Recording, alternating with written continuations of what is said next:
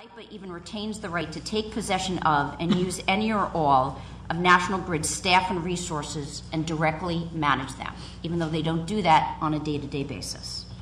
The Commission has determined that the unique relationship between LIPA and National Grid leads to public confusion about the provision of customer and operational service related to the fact that operations are delegated to National Grid, while operational oversight and approval powers are vested in LIPA.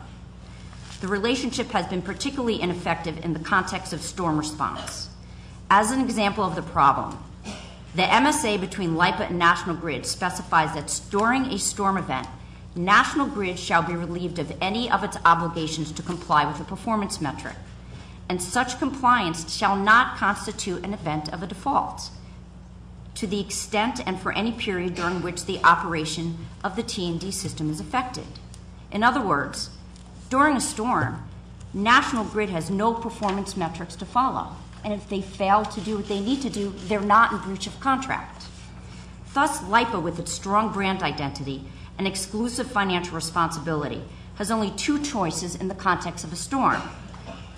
They could accept zero control over National Grid's performance due to lack of a penalizing metric, or take 100% control through its contract emergency powers, which is what they did in Superstorm Sandy.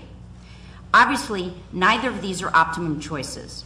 Indeed, based on the testimony taken during the investigation, as well as the relevant review of documentation, the Commission concluded that the lack of appropriate contract controls and the bifurcated structure between LIPA and National Grid were largely responsible for the ineffective storm response. And the interim report, as you know, is over 50 pages, the majority of which does cover the LIPA investigation, and there are several examples there of the challenges.